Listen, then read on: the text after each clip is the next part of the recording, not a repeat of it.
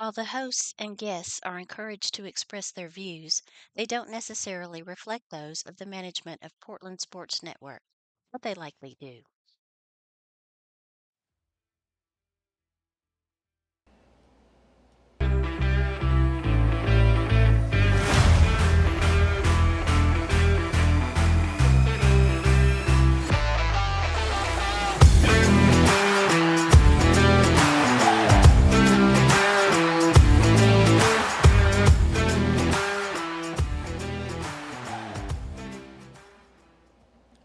Welcome, Panther fans, to Off the Rails Sports Saturday, episode 9. We're here today with PHS track and field athletes today, but first we want to sit there and put out. Hopefully, everybody's recovered from the Isapalooza, the week and a half of just crazy weather we had here. Still seeing some residuals of that. I think we still got I'm hearing people without power. Uh, Now you got to deal with busted pipes as everything thaws out. So electricians and plumbers are getting a lot of work here in the last week or two. So, but hopefully everybody is safe and back kind of to a normal routine. Speaking of, we had basketball. We got 3 days of basketball here. Supposed should have been Tuesday, Thursday, Friday, but now we have Thursday, Friday, and then today, trying to get the games in. I think next week we have 3 games also, trying to get everything in before the district tournament start on the 16th. Speaking of basketball, just to recap real quick, Thursday night we played White House at Portland here, and both girls and boys came out with a win. Big win there. The girls came out winning 63 to 41, and the boys came out with a 47-43 win. Last night was homecoming. Um, I'll get the homecoming court, King and Queen, up on Facebook page on the winners there and the participants at the homecoming. But girls came away with the win last night, beating Greenbrier 49 to 30, and then the boys also came away with a big win, 65 to 22. Both games, girls and boys. I guess you really want to put a recap of it. It was a little sloppy, and it's just to the point of both coaches, girls and boys, tried to empty the bench, try to get everybody playing time. I think everybody on the boys team got into play. Um, I know that the student section was really happy to see Wyatt Napier go in and play. He even got a couple baskets, some rebounds. Sean Sebrings out there shooting threes. Will Cottle's playing point guard, bringing the ball up on the up to the court and everything. So there's a lot of crazy things that you see, but you saw a lot of things, Coach, that you normally see when you got people who don't play a lot, and that's a lot of bad passes, a lot of bad shots taken. Not being in a position defensively to do certain things. But it's playing time that it's that they need to have, and you never know who you're going to have to count on when it comes down to tournament play, districts and regions and sub-state and all that stuff, because you never know if a injury could happen here and there or something. So you got to look for somebody. So I think the girls, I like the girls coming off the bench that come in. I really do like watching Lindsay play. She's really feisty, kind of like Sidnor on the boys team. They're quick defensively. Both everything's defensively. They're really got quick hands, quick feet. I like the effort, but the girls coming off the bench, I think they're a little bit more scrappier than the boys are down low and doing things like that from what I see there. But both, two big wins right there Thursday and Friday night to go into today's game with Springfield. The girls' game starts at 2 o'clock. The boys will start about 15 minutes after, probably about 3:15, 3:30. And everything. That will be brought to you on YouTube, Portland Sports Network YouTube audio. Hopefully, Kyle Eden will be there today with his voice. Last night, he's fighting the flu and some strep. What do you call it? What's the word? He's just being a sissy. He's fighting. Yeah, those things that come along with strep and the flu and everything. So you heard him last night on the voice with his voice. It kind of turned into that. Of course, I'm gonna show my age here. The kid on the Little Rascals called him Frog. That little deep, scratchy. I think he's good like that. I mean, I don't know. Someone said he Prima sounded like donnas are somebody like said that, he sounded like Tone Loc. So again, it's still showing your age there on that. But there about second quarter of the girls' game, he just kind of lost the voice.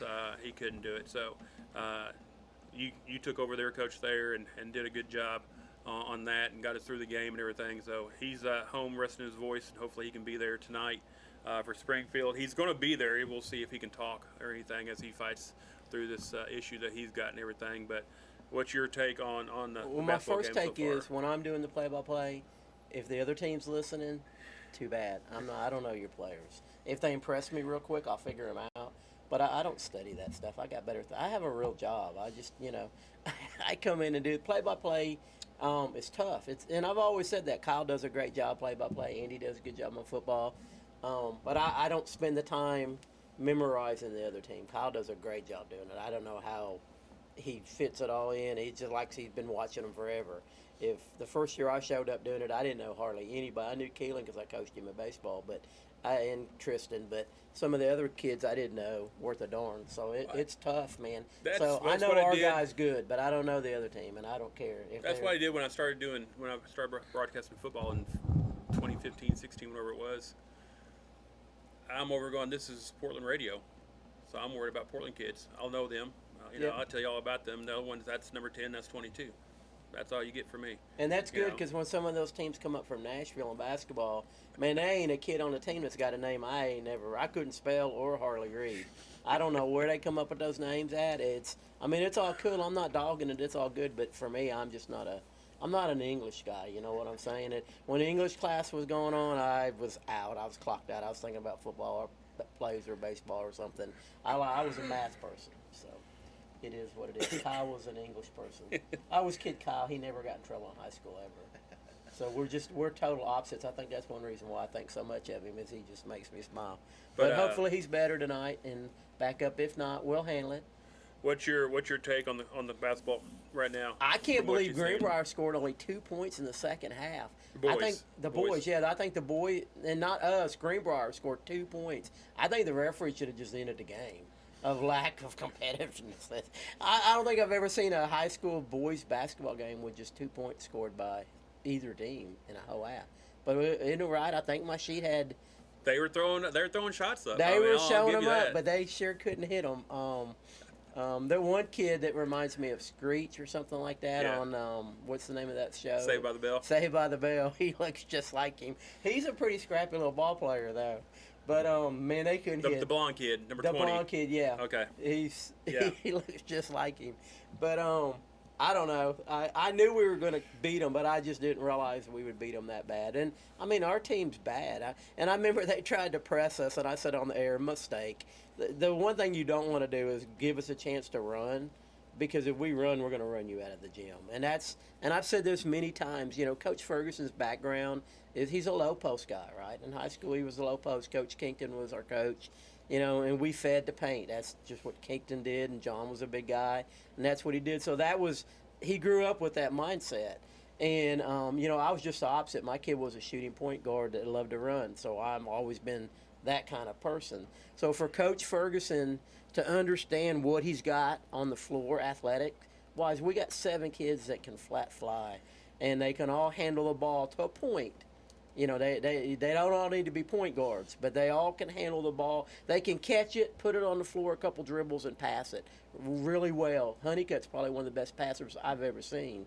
And they're just so good at that part of the game. We're lacking a little bit on size, but Keelan will eat you up inside offensively. There's not a lot of guys that's going to stop him as quick and strong as he is. But for Coach Ferg to see what he has and put that team together, and I'm not dogging Coach Kington, but he wouldn't run for nothing. And we had kids that could flat fly back then too, but he just didn't like to run. That just goes. But Coach Ferg is a great coach because he coaches to the talent that he has. The game changes as it progresses. You go back to football. What did everybody do back? Yeah, but Mike Krzyzewski was alive in 2002. But you run the ball and everything. It was just running the ball. You pass every now and then, and now it's everything's passing. You got 2x2, 3x1 sets in football and everything. You don't see the I formation anymore very much. And like I said, I'm not dogging Coach Kington at all. There was a guy here, Coach Hatley was right before he came in. That was a run and gun kind of coach, and we as a family was really looking forward to that offense because that fit my son really well. And there was some other kids. I talked to James Ray, sadly at a funeral home the other day, and he was talking about he didn't even play his freshman year because, he didn't like the way Coach Kington's his low post kind of stuff, and he ended up playing for him eventually, because you want to play. But just its style of play. But Coach Ferg, he just proves to me that when your background is one way, but your talent is this way, you're good enough of a coach and smart enough that you're going to adjust to your talent. You do it. And that's why Coach Ferguson, he could possibly be the best coach we've ever had up here, at least since I've been here. It's the same thing in football. Remember we were talking about hiring a football coach, and someone said he needs to run a spread. I said, if he comes up here, whoever interviews and says, I'm running a spread offense, don't hire him. Because how do you know you're going to have the kids to run a spread? You're not going to know that until you get to the school, and it's going to change every year, every 2 years, right? So if spread offense is the only thing you can coach and you don't have the kids to run it, Don't apply what's going to happen? unless you know you got the athletes to run that. I'm good with a wing tee, right? Because a wing tee, you can spin throws off of it. But you can't spin runs. You can off a spread, but that's not what it's meant for. Right? So if you don't have receivers like you and quarterbacks that can throw consistently, you can't run a spread offense. It doesn't matter if you want to. It doesn't matter if they're the best coach in the country. You can't run it. And that's one reason private schools have a lot of success with it is because they recruit. Right? They can pull kids in. They can go to these little, the high school coaches down in Nashville, they spend all Saturday going to the little peewee football games all over Middle Tennessee. They do. It is what it is. One of my best baseball players, Michael Hassel, which is signing Tuesday for East Tennessee State University, by the way, and Keelan Neal, who's deciding between either Arkansas or Tennessee or Memphis. I don't know why he's even thinking about Memphis, but he likes it down there. But anyway, that's how they picked those two young men up. They lived in the Whites Creek area. Talking about FRA. FRA, yeah. There was no way they could afford to go to FRA. And, these coaches were at these peewee football games, and that's where they see the kids, and they start watching them and grooming them and talking to their parents. And, we're not going to get into all the private school because I know how you feel about that. And you know how I feel about private school because I'm a big fan of private schools. Because I'm not against them. Some kids don't have the opportunities you got. This is a great town right here. Right, everybody here it's a great community, a great school, but there's some inner city schools like when you play Hunter's Lane, it's not the same thing, right? It's because they just don't have the backing of parents across the board, and they don't have the support system. Well, what they do is some of these kids that don't have that environment, they get a chance to go to a school that's got a good faculty and teaches them the right thing. So how can you hate something when someone's getting better in life on it? So, real quick, I don't want to get off the rails because we got a lot of stuff to do. And I know Portland. Hey, back in my days when I played, okay, David private Lipscomb was in our and district. Public was separated. But in the season, we had to go in the playoffs and play all these private schools that were always, recruiting, and that was the big thing back then. And I understand what you're saying. It gives some kids opportunities that they wouldn't have. Nowadays, though, with social media. And so back then, to get recruited, you had to put film and VHS tapes together and send them out and all that. Now, all you got to do is do a TikTok or this or that, and send it. And you've got people now, the recruiting department in colleges have 12 people to sit, and all they do is watch film. And when they see something, they go, hey, okay, and then they pass it on to the next guy, and they go, hey, is this guy worthy? That's true. And then it passes on, and it finally gets to the coach, and the coach goes, oh, yeah, let's go after him type of thing. That's true to a point, but there's a lot of money grabs programs floating around like baseball and all that stuff. Yeah. They're talking about these Velos and Zelos, and they're doing all this kind of crap, and they don't know anybody. Their kids aren't getting recruited. And there's a guy down south here a little while that's got a program for a few years. He's only getting small school recruits to his guys because he doesn't know anybody at the level. Your coach better know somebody. Now, I've got 5 guys that's probably going to get recruited off my summer team. And we're not even part of a program. We practice at the high school field. But we don't have no Velos and Smelo machines and all that stuff. Because, you know what? Can you get on a ball field and play? That's the key. And the coaches, they don't put enough pressure on themselves to get these kids recruited. And because they put too much on how much film you got out, how much. As a coach, pick up the daggone phone and call somebody. And if you're convicted, if you believe in that kid, and you really truly believe that he can do the job, you can convince somebody of that kind of stuff to at least come take a look. And that's the thing. Your coaches have got to have connections, and they've got to feed that. They've got to know. They got to invite people up.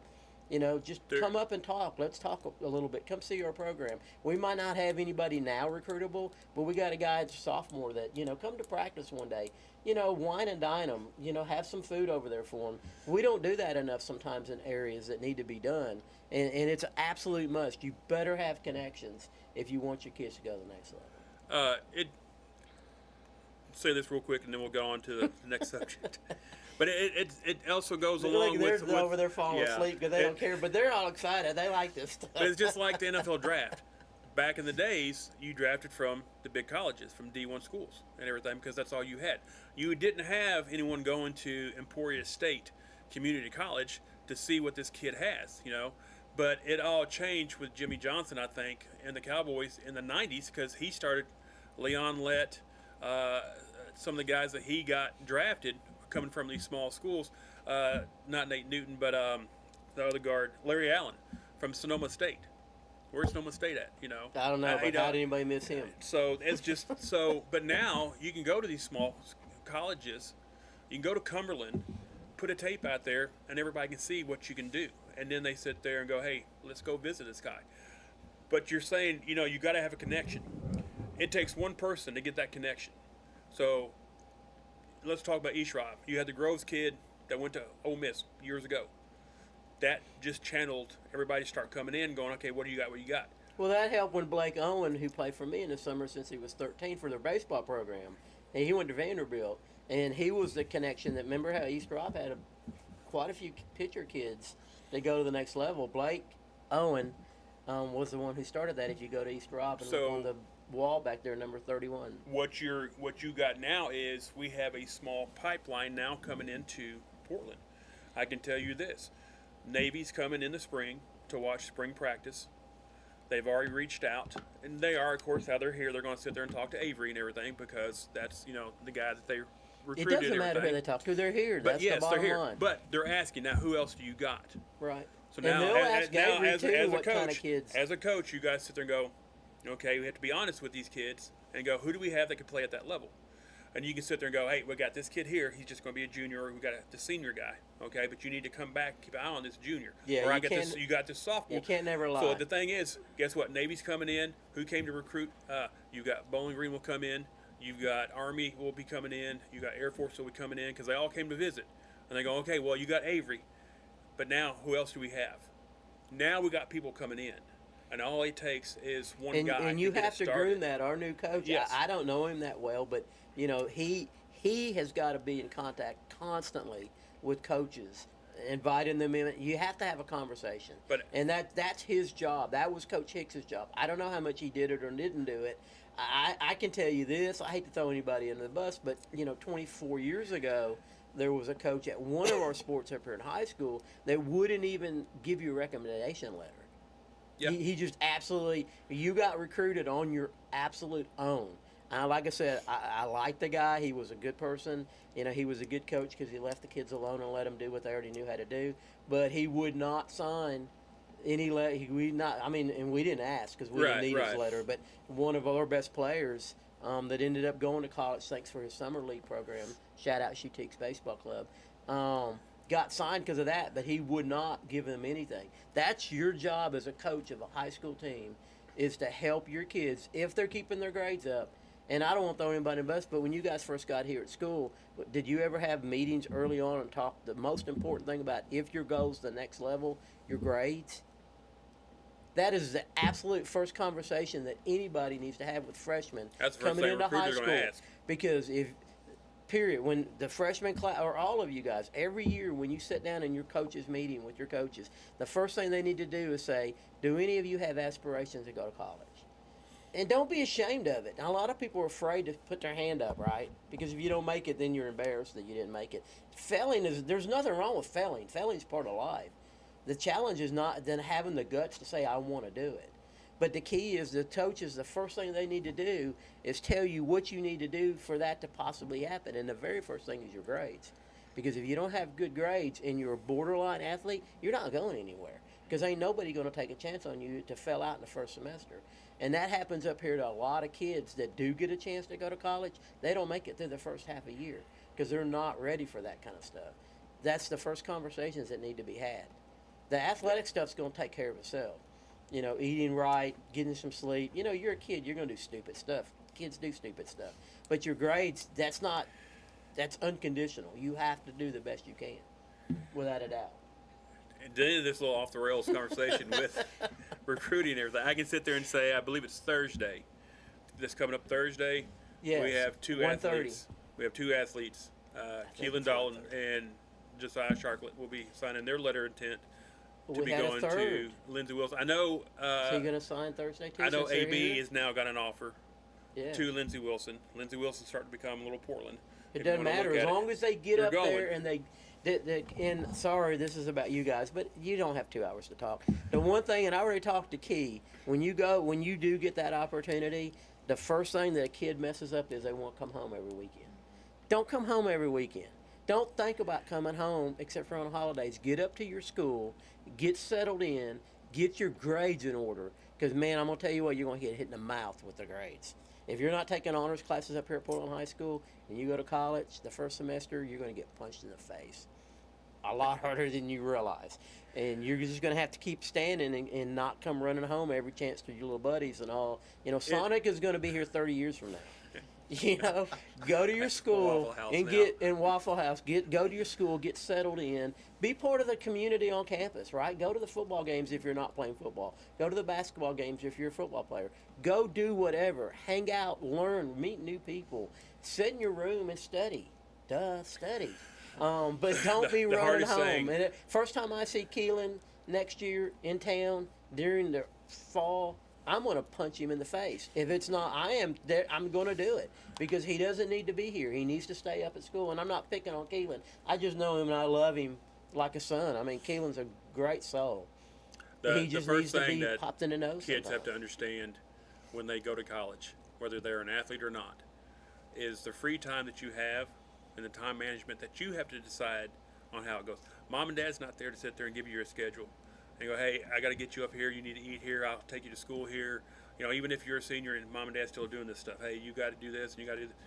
It's now on you. And that's a lot of things that kids will sit there and go, man, I don't know how to manage my time. You know, you get up when you want to get up. You go to class if you want to go to class. You don't have to go to class, you know, but it's the better go to consequences class. that you have to take on if the teacher wants to take roles. There's some teachers in there who won't take roll.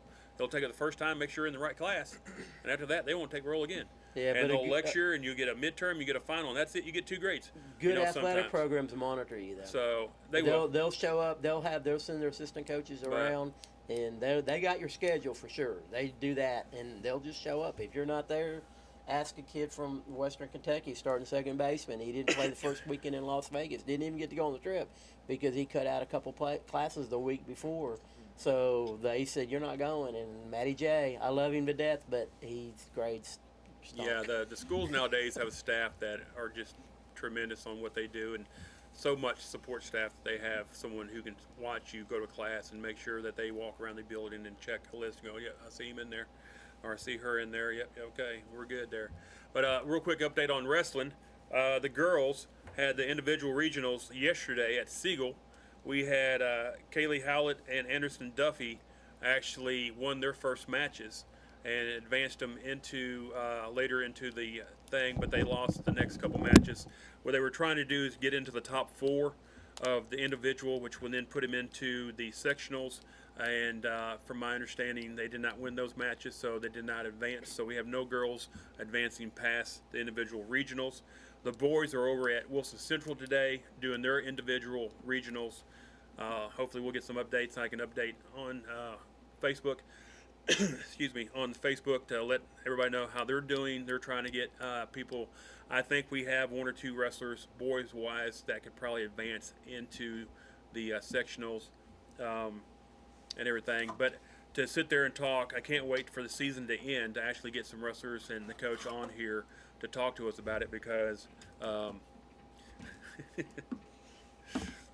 You're already on, right? So that way, we can figure out what's going on, how this is. I know from the first match we saw, which was against Liberty Creek, to now, we've made so much advancement with teaching and learning and the kids understanding what's going on and everything.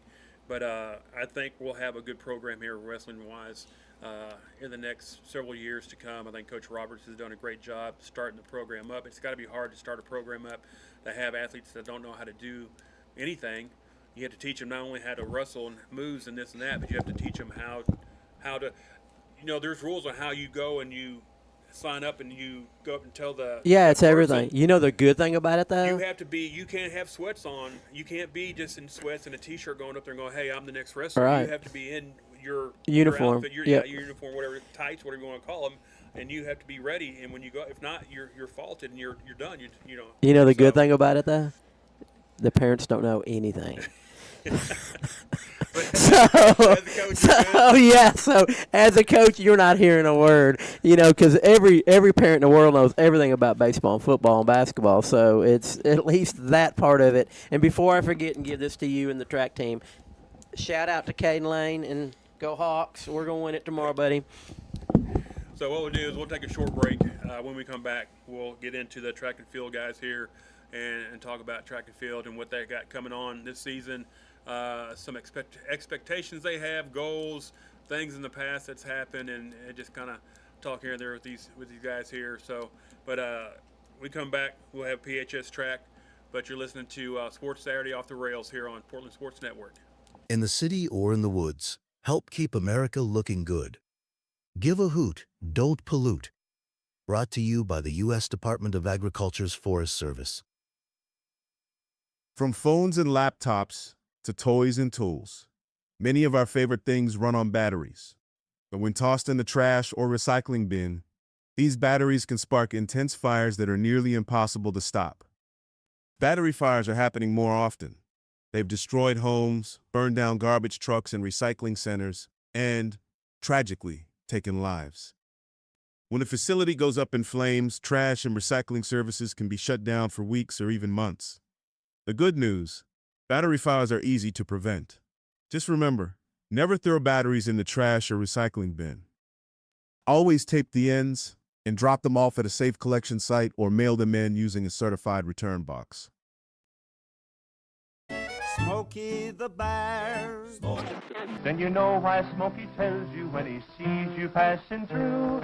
Remember, please be careful, it's the least that you can do. What you desire, don't play with matches, don't play with fire. After 80 years of learning his wildfire prevention tips, Smokey Bear lives within us all. Learn more at SmokeyBear.com. And remember, Only you can prevent wildfires.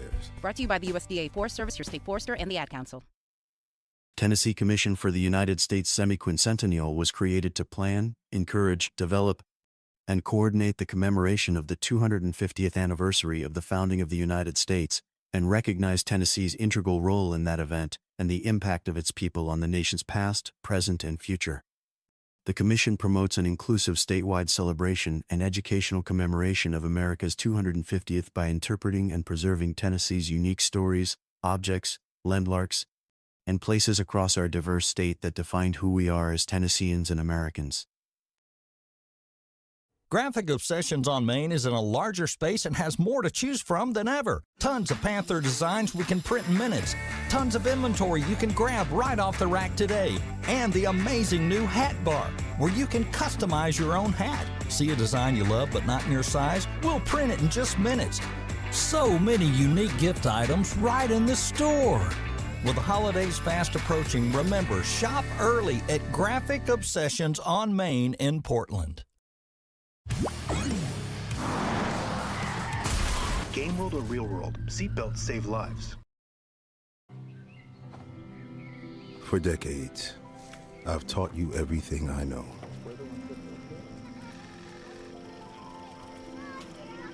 How to safely build a fire. How to control the flames.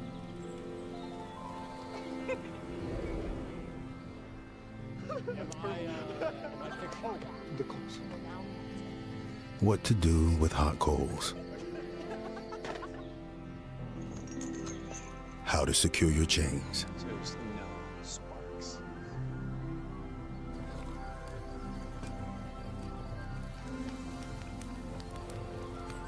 but I can only teach wildfire prevention.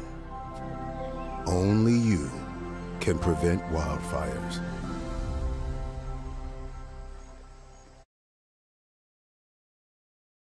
Welcome back, Panther fans, to Sports Saturday Off the Rails.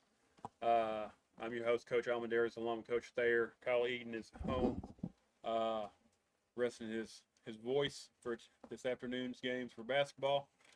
But today, our guest is PHS Track and Field, or I guess track, you would say. We have no fields here, no athletes here today that's doing the field events. But I'll introduce Coach Ryan Smith over here on my left. We got Alex Swift, Alex Neiswanger, Haley Rivera, and Zoe Thornton with us today.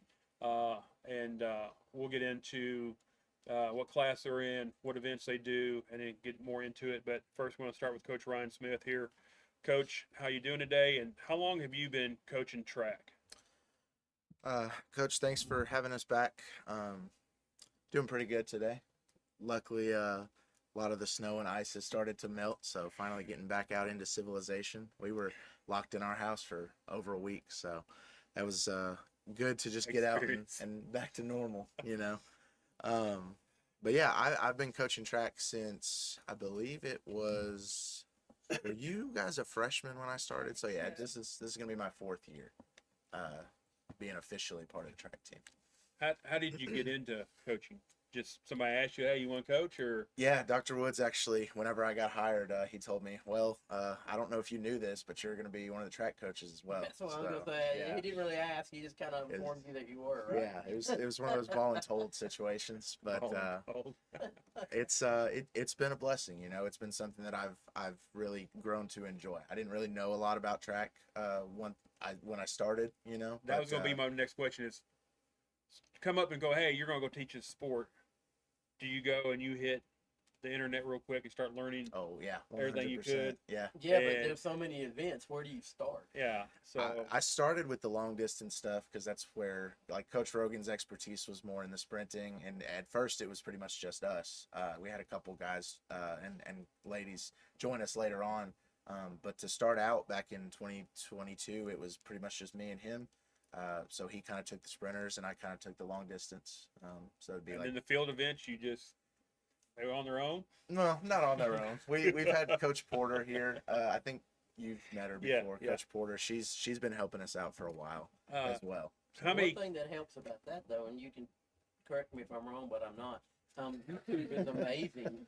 That athletes, like if you decide you want to be a shot putter, if you go to YouTube, you can learn how to be a shot putter by going to YouTube. Yeah, there's lots of great resources. People who critique you, obviously you need coaches for that, but it's kind of phenomenal the way social media has changed, where you can learn to do things by just going to certain places. Right. How many coaches now do you have? You went from 2 4 years ago, basically. So how many coaches now do you have helping track? So volunteers and real coaches, if you want to call them that. Coach Rogan, myself, Coach Porter, Coach Hester, and Coach Neiswanger. I think that's it. So that would be 5 of us. Okay. Coach Hester's a good guy. Yep, he's part of my extended family. So known him for a while. How many athletes do you now have on the team for this year?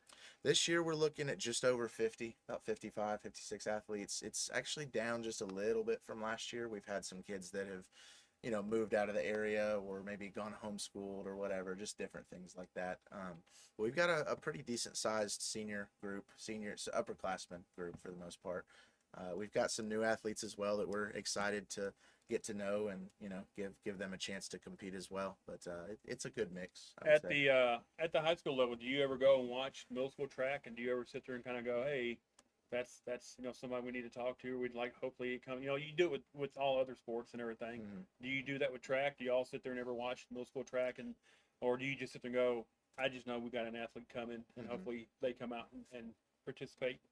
Every once in a while, we'll take a look at the middle schoolers. They come over and practice, especially starting like once it gets a little warmer in March and April, and they'll come and practice on our track, and they'll have some events over at our track. So sometimes we'll help out with those, and that gives us a good chance to get a look at the up and comers. Absolutely. I know everybody, you got the track there at the school. Everybody can come over and run, do their sprints, do their hurdles, and do this and that.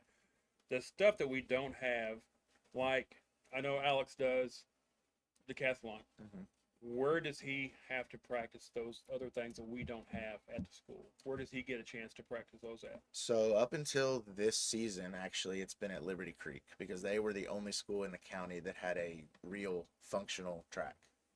And that's something that I think Dr. Langford, through the whole stadium process the last couple of years, has kind of been pushing for, is to get some more tracks. I think Hendersonville has one now, and then Station Camp has a new track as well. So there's a few more options now than there used to be. But the whole time that I've been here, it's been Liberty Creek. When does the season start? Officially, it starts March 15th. That's the official date for track. We do some preseason stuff. Like we have this next Saturday, we're going to an indoor meet in Louisville, Kentucky. All of the athletes here today are competing there.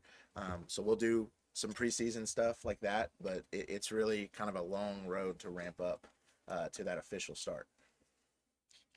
So so everything's based off of time or your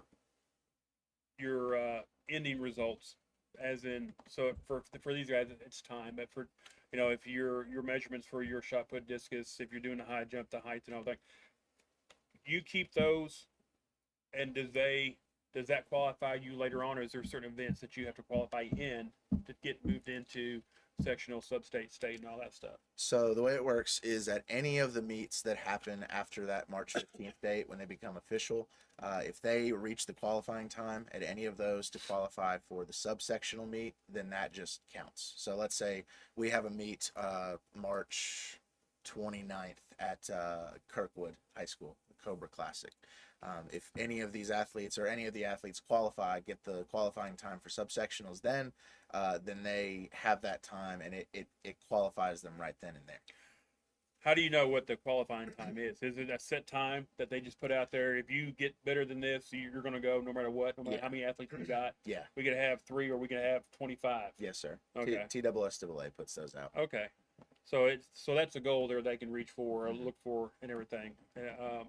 So explain to me then, with track and field, I know there's all kinds of events, and I know with coaching football and then baseball and watching basketball, everybody, you have practice. How does a track and field practice go normally on a typical day?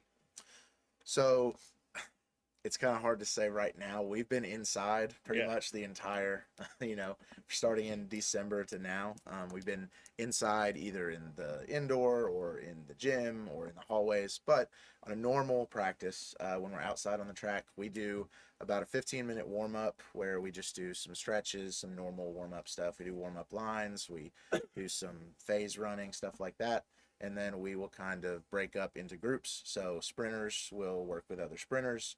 Hurdlers will work with other hurdlers, and long distance will work with long distance, and then our throwers will go with Coach Porter. We have a couple kids that do jumps as well, long jump, high jump, and they kind of work with everybody. Sometimes they'll run, sometimes they'll work on their jumps. How important, we'll get into this later on with the kids here, but how important in your mind is, I guess, to me, I would think stretching, being flexible is a big thing. How much do y'all work on? I think this would be the time I would be working on the stretching and your flexibility and stuff, and then progressing. But I don't know anything about track and field, so I'm just, in my head, that would be the progression. But in your mind and in your thoughts and everything, how important is being flexible or being able to stretch? I know a fast kid, from playing in college. And everything. I know a kid who's really fast. We had a kid at Tech, ran 4.2, 4.3, but he was so tight it took an hour to stretch his hamstrings before practice and before games and everything. It was unreal. But it was just, he was so explosive and everything. But how important is stretching for these guys, for the hurdlers, and even for the sprinters and stuff? In my opinion, and these guys can talk to it later as well, I think everything starts with stretching, and really in any sport. If you're doing something that involves physical activity, stretching is one of the most important things that you can do because it primes your muscles, it gets you ready to actually do the things that you're asking your body to do, right? And stretching not only to loosen up those muscles and get ready to go, but also working on stretching, like you said, to like increase flexibility and increase your physical limits, what you can do, what you can push your body to do as you continue to practice and push yourself harder. That's one of the cool things about track and field, unless your event's first, is you're individual. So you know how much time you need to get ready for your event.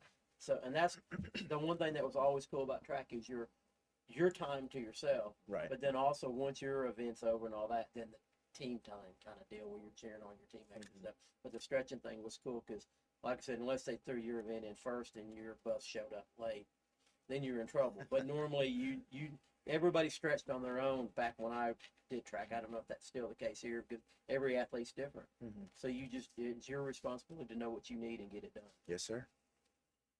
So with that, we'll introduce the athletes. Or they're going to introduce themselves so they get used to talking here. And but we'll start with Alex here. We'll go around this way, and what we'll do is introduce yourself, what class you're in, and what events that you do. And then when the questions start, we'll just kind of start with Alex, and we'll just go, and everybody will answer questions. We'll come back around, and that's kind of how we'll go. And then who knows? Coach Thayer over here, we could go off the rails with anything. So. But we got some standard questions, track and field stuff, but you just never know what's going to come out of our mouths when something happens or said. So, but with that, we'll start with Alex. If you'll introduce yourself, class, and what events that you do. And again, just speak loud so everybody can hear you. I'm Alex Swift. I've been doing track for 4 years now. I'm a senior, and I run in the 400, the 4x4, and sometimes the 4x2. My name's Alex Niswanger. I've been doing track I've been doing track around 6 years now. I'm a junior. I do the hurdles and I do the decathlon. My name's Haley Rivera. I've been running for 7 years and I'm a senior and I run the 100 and the 4x1. My name's Zoe Thornton. This is my 4th year doing track. I'm a senior and the 100-meter hurdle is my main event. So tell us or tell everybody, how did you get into doing track? I mean, you don't have youth track. I know you got middle school track and everything. Did y'all, some of y'all are saying that you ran for 6 years now, so that puts you into the middle school and everything. But what got you into track? What made it something that you wanted to do? And was it somebody that said, hey, you need to go participate in track, or is it something you thought that might be cool to do? But how did y'all get into track? So my 7th grade year, Coach Hicks actually came up to me, and he was like, I think you should run track just to stay conditioned after football season. And so he's the one who kind of got it installed into me. And in 8th grade year, we didn't have it. And so when I came up to the high school, I just did it again because I like running, and I thought it was something that would keep me conditioned for football. So my dad always really wanted me to get into it, so I got into it my 6th grade year, and I beat everyone on that team, so I was like, dang, I'm pretty good at this. So then I just kept it going, and then I tried hurdles my 8th grade year, and I was doing really good, about to make the state, and I fell and broke my collarbone. So that was a big oof for me, but ever since then, I just keep progressing, and I keep it on, so. I started off playing basketball, and my coach was also the track coach, and she wanted me to stay conditioned, and I started like 6th grade year and been running ever since. And Coach James from the middle school really kept me going and told me to run in high school, and that's why I'm doing it now. I didn't start till my freshman year. I kind of wish I would have done it in middle school, but I just never did.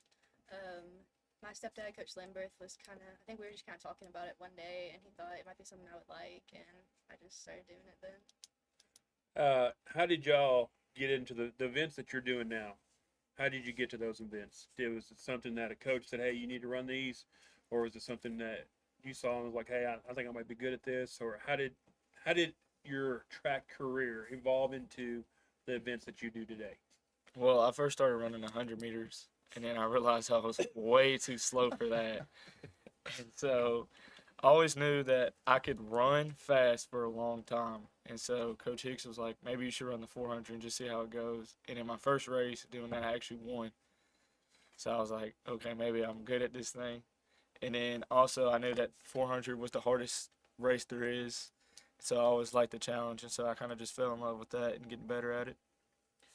Going back to my dad again, he did hurdles in high school. He coached it, and then going to Coach Hester. They've always got me into it. Coach Niswonger, Henry Hester, we've all done it. Will Hester, we all did it together. Sometimes Caden Allsbrooks would do it with us. Like I said, it kind of runs in the family in a way. But then the decathlon, I think they just wanted me to try it because they realized I always felt like I was half decent at all those events except the mile. I wish I could not do that one again. I started off with hurdles and I got injured. I had an ankle injury, and then I started doing 4x1, and I really loved my team and I enjoyed running it. So I started running the 100, and I've always ran it, and I really loved it. I know I didn't want to do long distance, and then Good thinking. yeah, and I'm not like fast enough to really just do the 100. So I think I just kind of got into hurdles because that's kind of something you can work on. You don't have to be super fast at it, but you can work on the form and everything, and you can get good at it. So more technique than being just straight out fast. You got to be a good athlete for sure. Do any of y'all play any other sports? Yeah, I do. I play football. I play football. I used to do basketball. I let that one down earlier this year. I played baseball with boys, and I played basketball, but I let it go because I'm focusing on track. I don't do any others. What's your plans beyond high school? I know Zoe, you're going to sign with Lincoln Memorial, right? Have you got your plans set? I know you've had offers for this and that, but I haven't heard anything there. What are y'all's plans beyond high school? Looking to run track? Are you looking to get a scholarship somewhere? Are you just looking to go to school or go to trade school or? I mean, I've had mixed talks with people, and I mean, like I said, maybe if I get a scholarship for football, I'll take one. But I've got that plan B. I'd just go like for 2 years and get my business and go into workforce and stuff like that. I have many offers. My mom's not excited that I'm deciding to go to community college, but I'm wanting to run at college level. I'm just going to go to community college and run at a different college, and then transfer to a different college after my 2 years, and I'll be running and going to get my degree for nursing. And yeah, I'm signing with Lincoln Memorial, so I'll be running there next year. When are you going to sign with them? When's that going to happen? I already signed officially with them a couple months ago. I haven't done the thing at school. The ceremony thing? Yeah. When is that? Have you set a date for that? I think Coach Rogan said it'd be sometime in April. Okay, because we'll be there for that, and we'll get that on YouTube, like we did with Avery and with Emiliano and everything. So, get into a little bit on your events. How do y'all train? How do you do, in your mind? How's your training for? What do you do training wise for your event that you do? I do a bunch of speed conditioning, so it's conditioning and speed at the same time, so it's very painful, honestly. But so like at practice, I usually do like a 300, like full out every day, and then like one day a week I'll work on just speed, and then the next day a week I'll work on just conditioning. So throughout the weekday I'll bounce between Coach Smith and Coach Rogan's workout groups. Do you ever sit there and break it down and work on your starts coming out of the blocks? Just different things there on how to. I'll get into other questions that I've got about sprinting and everything. Alex, what do you do and how do you kind of go about your training? Or Alex Niswonger, that is. I got two Alexes here. Like Coach Smitty was saying, I mean, we stretch at the beginning of practice, but then when the hurdlers break off, we go stretch again. Stretching is part of our training. It's not just our warm-up. And then we always set up like 5 hurdles right next to each other, and we do some like warm-ups with the hurdles. we tend not to do too many block starts. I don't know why. I'm not saying we should, but we don't really focus on the start too much. We always focus on the middle of the race because that's where most people lose it. But we do a bunch of 3-stepping drills because that's where you want to be at when you're doing the 110s. 300 hurdles, we don't work on that too much just because we don't have the markings for that on our track. So it's hard to even set up a race for it. But that's about it for the hurdles. And then decathlon, I mean, like Coach Schmitty was saying, I have to go to Liberty Creek, and I worked on pole vault there. But I think last week, I don't know, some other day, sometimes I go just with Coach Porter, and I'll work on throwing and stuff like that. So let's talk about decathlon real quick. What are the 10 events that are in the decathlon? It's discus, shot put, the pole vault, high jump. It's either long jump or triple jump. I think it's triple jump. I think it's triple, yeah. And then Hopefully it's triple because you got honorable mention for all county in your triple jump. yeah. So And yeah, then it's probably triple jump. You got the 100, you got the 400, you got the mile. What am I missing? You got the 110 hurdles. So I'm missing. I'm at 9. 8 or 9. Yeah. Okay. I can't count. I only got to count to 3. What are you talking about? I don't even. What is the 10th one? I feel like it's another long distance event. So you don't do javelins. No. We did the mile. The girls do the 800. They don't do mile. We don't do the 800. I don't know, because then you kind of have to sprint it. Yeah, you're right. That's why 400. So I really don't know what the 10th one was. Maybe we did have long jump. We'll look it up. Yeah, let's look it up. It might have been long jump. We might have done triple jump and long jump. Boys decathlon. Zoe. Haley, what do you go about on your training there? I mainly at the beginning of the season I focus more on the 100 because we don't dabble into the 4x1 until later in the season, and I'm more blocks. I do heavy lifting for my legs. I really focus on coming out the blocks as fast as possible, staying down low. I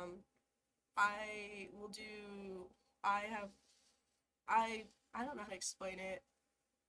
I focus a lot with the 4x1 team, with the handoffs and stuff, and I make them practice over and over, and they must hate me for it, but, because running the 100, it's common sense. You're just coming out the blocks as fast as possible to get to the end of the finish line, but we're just sprinting a lot. It's brutal, but I love doing it. Zoe, what goes into your training a little bit? Yeah, like what Alex said, after we do our team warm-ups, we'll go over there on our own and do more stretches and more just hurdle drills for flexibility and just hip mobility and stuff like that. And then some days we will do like some conditioning, sprinting or whatever, but most days it's mostly just working on hurdles and form and stuff like that. We're going to take a small break.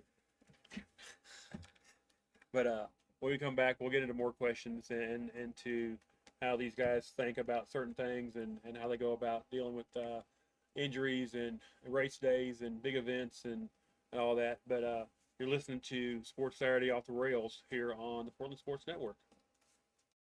Nobody had to tell your grandparents not to drive while using their typewriters.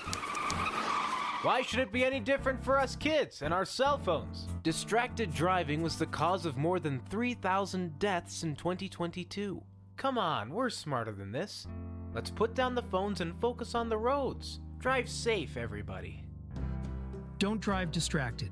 A message brought to you by the National Highway Traffic Safety Administration, Project Yellow Light, and the Ad Council.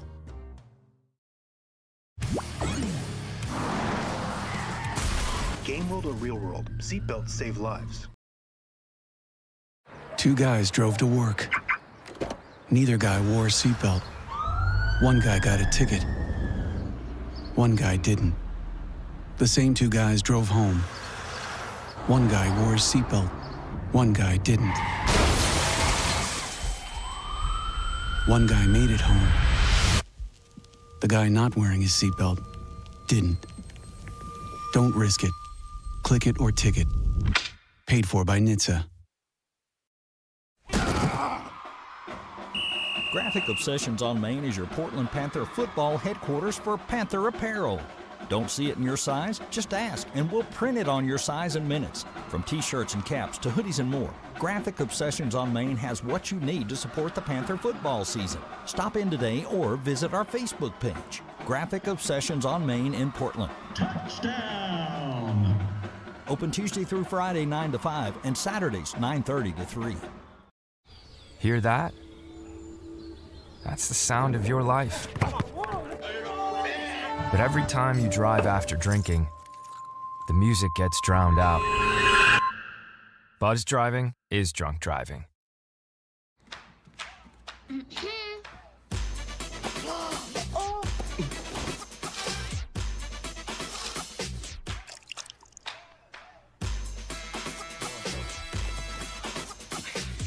You're not gonna get it all right. Just make sure you nail the big stuff. Mama!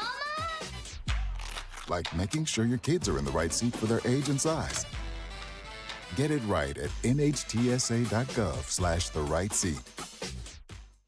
Tennessee Commission for the United States Semiquincentennial was created to plan, encourage, develop, and coordinate the commemoration of the 250th anniversary of the founding of the United States, and recognize Tennessee's integral role in that event and the impact of its people on the nation's past, present, and future. The Commission promotes an inclusive statewide celebration and educational commemoration of America's 250th by interpreting and preserving Tennessee's unique stories, objects, landmarks, and places across our diverse state that define who we are as Tennesseans and Americans. Smokey the Bear. Then you know why Smokey tells you when he sees you passing through.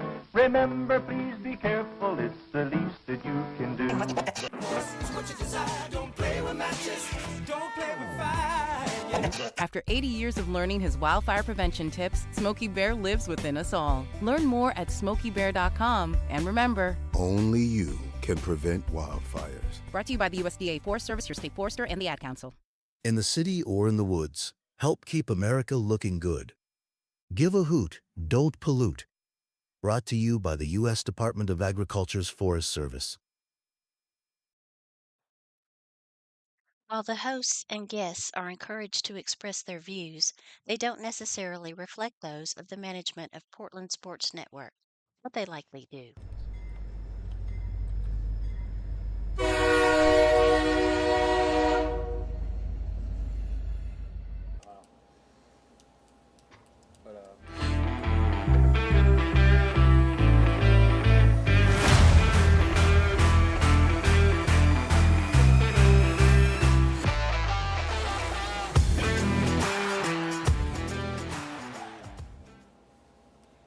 Welcome back, Panther fans. You're listening to Sports Saturday Off the Rails here with Coach Amador, along with Coach Thayer. We have PHS Track with us today. Coach Ryan Smith, Alex Swift, Alex Niswonger, Haley Rivera, and Zoe Thornton. And we promise that we'll get with the football guy, make sure that your name is pronounced correctly this year. So, as a request that was made during the season last year. Niswonger. Yeah. I'll just say it. How's that? But guys, let's go into more things with some questions here. Tell us what is the hardest part of your training that people don't see? You know, everybody goes, oh, they're hurdlers, they got to jump, or they're sprinters, they got to run, and you just got there and said, man, you know, if I didn't have to run, you know, so fast, or I didn't have to run so long, you know. But what is something that is the hardest that you think is so hard that people don't get to see that you can tell them about? For me, it's just the food. Like, for football, I can kind of eat whatever I want and know that I'm still going to be fine. But for track, like, if I'm too heavy, I'm going to feel it in a race. So I have to eat like an actual athlete during track. And then especially, like, before I race, I have to eat something nice, not just cereal. This is gonna sound stupid, but mine's gonna go with the conditioning. But it's not, we don't condition. Well, so we'll condition as a team sometimes, but hurdlers, we'll go off and do our own conditioning. But it's a different type of conditioning. Not every hurdler on our team runs to 300, but we condition like everyone runs to 300. So we're sprinting a full 400, and then we'll jog a 400, and we'll take a break, and we'll do a sprint, and then we'll do a jog, and then sprint and jog. It's terrible, and it makes it even worse because when you're running on an asphalt track and then you're running on a rubber track, shin splints, they get you, and it's worse on hurdlers because when we're landing on that asphalt track, it's just terrible. So it's going to be conditioning and shin splints. That's probably the worst for me. What I should have done, we should have went with Alex and then Haley, and then, but we'll go with Zoe here because you're talking about hurdling. That's what you are. Are you going with the same thing, or do you sit there and have something a little bit different?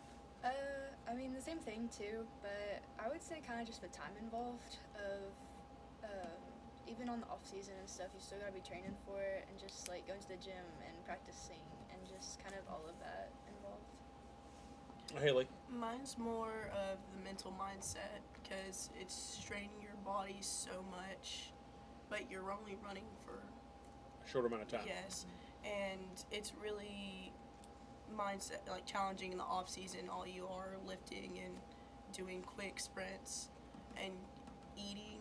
It's what Alex said. You're wanting to eat something small in the morning, and you're at a track meet for eight hours, and it's really hard to, because your body, like my body, if I eat something big, I know it, and it weighs a lot. It does a lot. There's a lot of factors to it.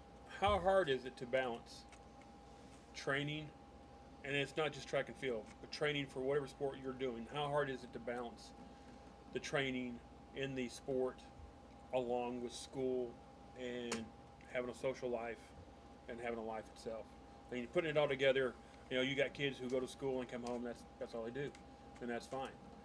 How do you sit there and deal with, how do you handle, and how hard is it to know that you've got school? You got to keep your schoolwork in order. You got 2 hours of training that you got to do or practice and everything, and then you got to sit there and make sure you have time to be with friends and or a boyfriend girlfriend type of thing, and then you got the event that with I know with football it's once a week game wise. Basketball you could have 2 or 3 games in a week.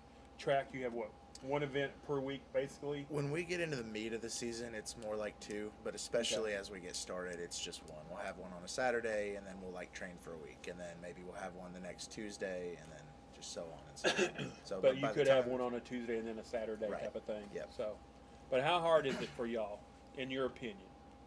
And it might not be hard at all for y'all. But how hard is it to balance doing an event, being an athlete, and then also doing school and then having a life, or trying to have a life? For me, it's pretty easy because I played football, and so football practice is a lot longer, and football is just more demanding on the body in general. So I would go home, and then I would eat, and then I have to recover from football practice after that. So there's no playing the game during football season. There's none of that. But with track, it's only an hour and a half practice, and I'm home, and I'm done taking a shower, and I'm doing whatever I want after 5:30. So the social stuff is fine because most of my friends play sports anyways, and it's just not as long as a practice, but it's still as demanding as a football practice, if that makes sense. So it's pretty easy to manage for me, honestly. In my opinion, this is nothing against sprinters, because I used to be one myself. So I used to play basketball, which that was a lot, because that's one of the reasons why I dropped it. But playing football, we've got it. We're not in it for maybe 2 months out of the year. So the thing with that is me and Zoe, how we do hurdles. It's not just you remember everything. I had my first hurdle practice the other day, and I looked like crap, if I'm being honest. I couldn't do anything. So me not being able to be in track the whole season is just rough, because hurdle is kind of muscle memory. So you got to repeat, and if you let it go for the time I'm in football, you just got to get back into it. So every year it's a repeat for me. But I think it's hard, but it's doable. So I handle my social life and sports and all that very well, because this year I only have 2 classes, and I'll go home, I'll go to practice, ends at 4:30, and then I'll go home, work out, take a shower, go to sleep. It's really simple. It can be hard sometimes. You just gotta be able to manage the time, I feel like, just between school and practice and work and stuff like that. I feel like you stay really busy with it, but if you can manage it, it's not that bad. Do you all have any pre-race rituals, or are you superstitious? Do you all do certain things before your event? Is it, I've got to sit there and I say a prayer, or I sit there and I tap my head and hit my shoulder once or twice, and then I, get into the blocks, or, do you have anything that you do before an event that you kind of find yourself doing almost every time now? I don't have no like ritual or nothing, but I know like it takes me about an hour and 20 minutes to warm up. So like I'll work back, especially with the good track meets. They'll tell you when exactly everything's supposed to start, and hopefully it's on time. So I like to give myself about an hour and 40 before that, just to like massage my legs and stretch those out before I even go onto the track and start warming up with that. I really, when I get in the blocks, I do one test run, and that's about it. But I mean, I tend to stay with the bands when I warm up. It's really good with the hurdles, because I used to train with Josh Jones, and he gave me bands to help with it, and it helped me a lot. I really start off with coming in, making sure for the 4x1 every teammate's there, and I will stretch, work on blocks, and then I really hit hard with the 4x1 team, because one thing we do not want to do is drop the baton, and our handoffs have to be absolutely perfect. But that's, I know they must hate me for it, but I really lock down on all of that, and we will work forever how long until they're perfect on it. When you're done with high school, go coach the USA track team, please. For me, I usually will kind of just stretch on my own, and then a little bit before the race starts, kind of every hurdler from like every school is kind of going to be at the start line running hurdles and running warm-ups. So I'll be with the rest of our team doing warm-ups, or even with some other people, you'll just join in with them sometimes. How do you handle pressure before a big race? If you're down to your last race, you haven't qualified yet to go on into the postseason and everything. How do you handle, or it's a big meet, you've got your number one competitor that you've been tracking. How do you handle the pressure of that race right before? Do you go through your normal stuff? Do you even think about, this is the number one kid in the state of Tennessee, I'm going over here racing, or I've got to sit there and I've got to put this time up on this event right now because it's my last chance, or I'm not going to, sectional, sub-state, or whatever, y'all do and everything? For me, I kind of just try to stay calm. So like last year during the Louisville meet, on the car ride there, I try to just sleep and keep not worry about nothing. And then when I got there, I try to listen to a lot of music and kind of just do my normal thing. Even though there's like 1,000 kids there and you're not really going to get to warm up like you want, just stay calm and not let like the atmosphere get to you. And then when I made it to sectionals, like I knew it was a big race, but it was kind of the same thing. I just wanted to stay calm and kind of just enjoy the time with my teammates and not really focus on the pressure that's around there. And I feel like it helped me out, because instead of having all those nerves and stuff in your body right as you're racing, it's a lot better to just to be you and feel like you're in the moment. I feel like sometimes I get nervous, but like I don't ever really get too nervous. But like what helps me a lot is before every race I see my heat, and I always look at the times in it, and I always pick one guy to stay with, because I always pick the dude that's either the best or has just a better time than me. I was like, if I stay with him or beat him, I'm doing fine. I tend, the night before, I will look at heats. I will stalk the runners on Mile Split, Tennessee, and I do really get nervous, but that nervous pushes me to want to push harder and run faster. It really puts an adrenaline push in me. Yeah, I definitely look at all the heats and their times and stuff before. One of the ones I was most nervous going into was subs last year, because I was trying to qualify for sectionals, and I think it was like the top 8 qualified, and I think I was like the 7th fastest time going into or something, and I don't know, I just had to try to stay calm and not focus on it too much. What's I got a question. First, I like your necklace. That's pretty cool. Thank you. Don't let my wife see it. She'll want one just like it. So you picked up my comment about the handoffs and batons, right? You keep up with international track and field. Do you realize that U.S. is the absolute horrible track and field baton hander offers in the world? It's embarrassment, to be honest with you. I watch them a lot because if Coach Thornton's not there to coach us, it's usually me. I've just been running for so long. I don't. So do you go nuts when they do lane violations and baton drops and stuff like I do? I don't throw remotes at UT football anymore. I've outgrown that. But U.S. Olympics, we start messing around with batons, I go crazy. It happened. It's happened at a meet before, like a personal meet where we were running, and I don't think there was an A and B team, and the B team really didn't. I wasn't there helping them, but they did drop the baton, and I was really upset because I like you a lot. I was just really upset because I tend to focus on the handoffs because it's easy to run a 100. Yeah, but the handoffs. Well, it's not easy. For someone that's ran it, it's easy, but. Okay, but the handoffs. Yeah, for the handoffs, it's very much technique because you have a. So how do you do it? Do you make like marks? Like when we used to run, we'd mark it. Like everybody's different, right? Yeah. Some people come up on you quicker than others and all that. So we used to tag a spot with a little piece of tape. What do you guys do to get your splits and know when to take off? We have a triangle that we start at, and we measure our steps. And the girl behind me will come in quick, slow, it doesn't matter. She'll say go, and I'll take off. She'll say hand. So she'll tell you when to go? Yeah, and I'll put my hand back, grab the baton, and I take off. The girl in front of me, because I'm third leg, the girl in front of me, she'll absolutely take out of those blocks. Out of the start, and it's just practicing. So you're standing in your spot, right? Yes, and you're sir. sideways. And so she tells you when to take off? Yeah, she'll say go. You don't have a predetermined place that she hits and then go? She can hit that triangle, and I'll know when to go Right. because we practice. And then you're so much. running, you're not looking. So how do you know when to come back? She'll Do you say come back hand. the whole time? Yeah, she'll say hand, and my hand goes straight back. Does it stay back or do you? Yeah, straight back. It stays this there. kind of thing, okay. I'll go straight back like this. Hand stays at this certain level. Grab the baton and you take off. You can Right. either And switch. people have different, because when you're running, you're losing speed if you're back all the time. So there's some people that'll do. Yeah, this kind of they'll stuff. say go and your hand comes straight back out. Okay.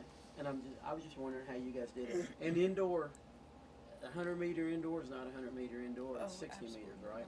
So how's the hurdles? Is it different distances indoors or it's the same? I've never ran in the indoor meet. It'd be my first time. It's different. Well, I know the 60. 100 it equates into the 60, and you're running into a wall, which is kind of cool. Yeah, the ones at the Louisville one, the hurdles are 55 meters, so it's only 5 hurdles instead of 10, which is in a normal race. That's cool. You'll enjoy the indoor. That's we used to always indoor at MTSU. That was where everybody in Middle Tennessee, we'd have our indoor meets, and it was always I kind of liked indoor a lot. So you'll love the 60 if you're a good front end. Say, I don't know, what do you run on yours? Are you a back end runner the most, or is your start the best? I feel like it depends. It depends how nervous I am. My start can be amazing, and then my end be great. I really pick up speed right in the middle. So. Right.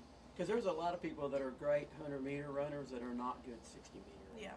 So it just all depends on where your get up is at in your deal. I tend to like the 60. I was quicker up front, but I'm just, like I said, I love you because of your baton. Yeah. Your baton knots, and you make sure that does it right. And I love that. You got to get it right, or you're not going to win the race. What's going through your head right before the gun goes off, or right before you start, or right before you got to take off and everything? For me, I can't remember. It's been so long ago. High school, I can't remember that. But I can remember in college, I never heard the crowd. I could be out there on the field and the game's going on, and I'd never heard the crowd. I never had to worry about the crowd being too loud or anything. It was just like everything was in a tunnel and everything. Because I know up at Eastern Kentucky, where I tore up one of my knees, I didn't hear the crowd until I got hit, and I heard the ooh, and because it was pretty bad. But for y'all, what's going through your head right before you know the gun's getting ready to go off? Like you said, I don't hear the crowd either, so like that's never played a factor in me. But usually the way it works is you stand on somebody's blocks before they race. So while that's going on, I try to like time up like my own start with it, like mentally, and then before I get into the blocks and like while I'm getting into it, I'm just thinking don't false start, and I'm focusing on like the breathing technique I'm gonna do, and just getting mentally focused for the race. My goal every time is to be the first one with that first hurdle. Mine is usually I hear the crowd, but when I'm down in those blocks and he says ready, set, it's just me and I'm staring just at the ground and I'm hoping to stay down for those 7 steps in front of me. Yeah, I don't really hear the crowd. I mean, like, you can hear it, but you don't focus on it. Like, you're just so focused, you just kind of hear noise in the background. But getting down in the block before they shoot the gun is definitely the most nerve-wracking spot, because I think my sophomore year, one time I false started and got disqualified from a race, so now I'm always, like, extra careful. I feel like sometimes I probably don't come out of the block as fast as I should because I'm scared I'm going to false start again, but then I'll just try to get caught up during the race. What race or what performance are you most proud of, and why? For me, the Louisville, I don't know, I'm kind of stuck in between two. The Louisville meet I had last year, which was, I think, my second time running at Louisville. Yep. So for the 400, you have to run 2 laps instead of 1, and the curves are raised up. So doing that, I was really proud of my performance, ran a PR 55.9, so I was really just happy with myself performing there. And then also last year in subsectionals, when we ran the 4x2, having the second fastest time there, I was pretty happy. Like, this isn't what I run, and I'm still faster than some of the guys who run it, so I was pretty happy with myself performing in big-time moments. Mine had been my freshman year at subsectionals. It was at Kirkwood, I believe. So I was in the second fastest heat as a freshman. I was really nervous because it's first year really doing hurdles other than that 8th grade year. But I ran an amazing time, and that's what I qualified for sectionals then, and that time tied me for me and this kid were tied for the first freshman in the state. But then it didn't go too well at sectionals. Mine was the 4x1. We qualified for sub-sectionals really, I feel like it was really early in the season, to be honest. And we haven't done that in a while because our 4x1 team, it's really hard to get a 4x1 team together. But we qualified, and it was a really great run. We done it really fast early in the season, and that means we had a lot of time to work to the sectionals time. Mine was probably the Seminary County Championships last year. So I think I had like the 3rd fastest time going into it, and so I wanted to get top 3, and I ended up running a PR, and I got 2nd place there last year. Coach Thayer already asked do you prefer to chase, or do you prefer to being chased? With all y'all kind of doing shorter distance, you really don't have that aspect of it. What is the biggest lesson you've learned from losing? Just like going into the race and being so confident, and then just seeing another kid just smoke you. It's humbling, and it just shows you that you still got to work, because with track, you're going to get what you put in, if that makes sense. So as much as you work and practice, that's what you're going to do in meets. So just knowing that somebody else is outworking you, and you can see that, and everybody's got to watch you get smoked, it's kind of a humbling experience for sure. To me, if I don't get first place, I don't count that as losing. I always just go off my time. So like, and when I run a bad time, I count that as my loss, and it's just I'm a weird track runner. I mean, I can run an amazing time, and then I can run a terrible time. It's just weird. But I mean, sometimes I take it hard, and I feel like sometimes I take it too hard, but I get over it the next hour. Well, if I can cut in here for a second, that's something that you touched on, like your own times, right? Track is a little bit of a different sport because a lot of the time you're competing with yourself, right? You're not necessarily competing with the runners next to you all the time. A lot of time you're just trying to see if you can get a new PR, you know, and it's a little bit different that way. With me, I tend to, since I run the 100, I tend to beat myself up a lot if we're not PRing, because I put in so much work and then I come in and I'm coming third, fourth, and I'm like, what am I doing wrong? But I'll sit there and learn from my mistakes. I came out of blocks and I stood up too fast, or I done something wrong, and I'll learn from my mistakes, and it's just. And the 100 meters winning. Yeah, stay humble. I'm sorry, guys, Yeah. don't get mad, but that's the king event. It just, you want to be the fastest person on the track. So, sorry, you just do. But you beat yourself up if you don't win. Yeah, like what I said, it's cool if you can get one of the top places at a meet, but it's really just about your time and if you PR. And one thing I always like to do is I always have like my mom try to film my races, and so I'll That's a good idea. sit back and just look at it and see what I can improve on for the next time. What goals? What's your goals this year individually? What are you looking for? I for know yourself. I know that to qualify for subsectionals, it's a 54.5.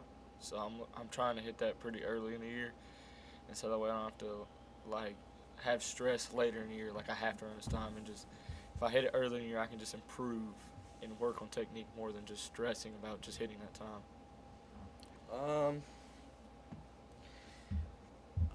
I guess I would have to go with breaking 40s. I'm tired of being in the 40s.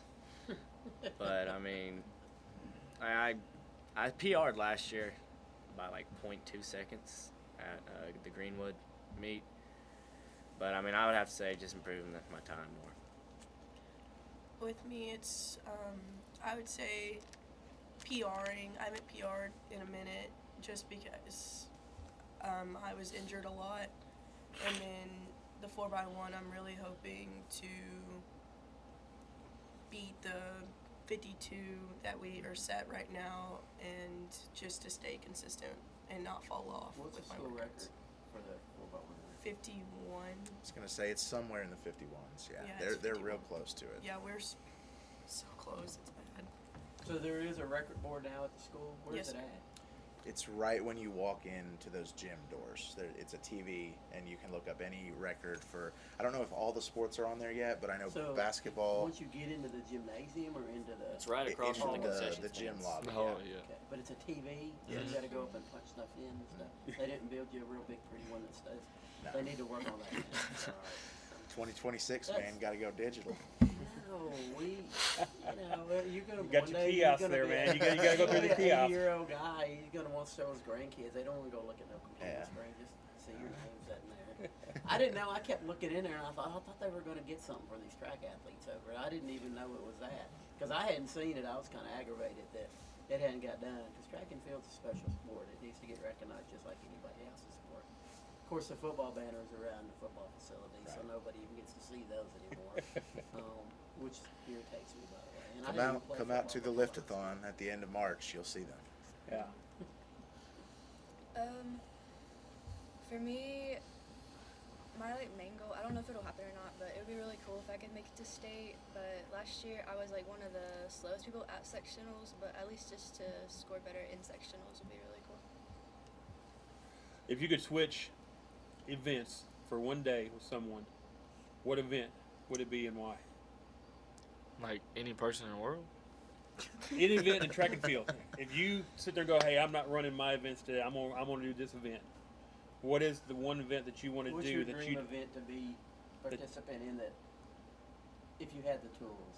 I mean, the 100-meter dash for sure. Like, if I was like Usain Bolt, the fastest, if I was just known I was the fastest But you guy know on he's earth. not a good 60-meter runner. You know that. Yeah, it's the long legs. It's the back half. But like I said, if I knew I was the fastest in the state of Tennessee, I mean that's pretty. Well, let me rephrase that.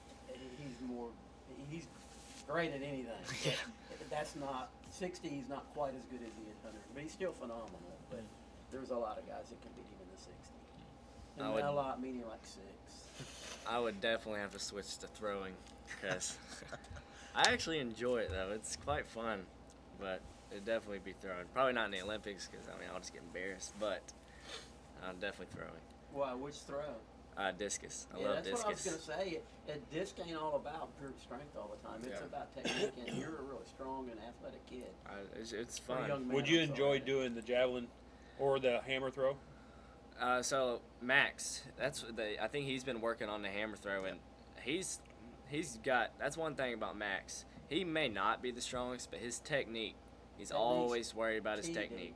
Yes, and he's got technique, but I just how how far he's making is like, man, that must be hard because I know how he is. So y'all have hammer throws for the events, or? Well, there's going to be a couple events that have it. We're having weight throw at the Louisville meet coming up, so I think that's kind of what he's doing. He's been doing hammer throw just to kind of get used to throwing something heavier.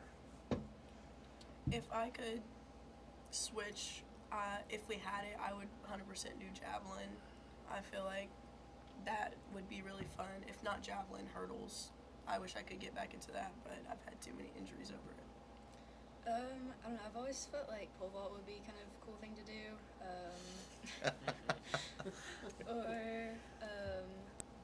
Or if I could be like really good at the 300 hurdle, I feel like that would be cool. I used to do that, but I'm not this year. Just it's a lot of endurance, and it's just really hard to be able to do that and hurdle the whole thing. What's your favorite post-race meal?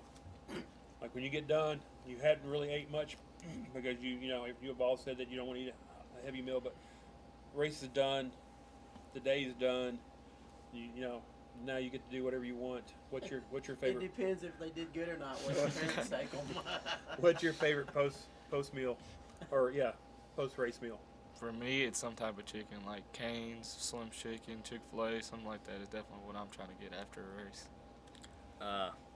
Ravenwood meat at Chili's right down the road always hits hard for me.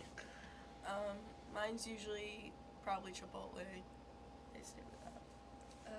I don't really have one, but usually we'll be out late or whatever at meets, so we'll usually just eat out somewhere on the way home. You ain't gotta. Well, we'll ask that later. What's the one misconception people have about track athletes? I don't know. Yeah, that's fine. You don't know. You don't think.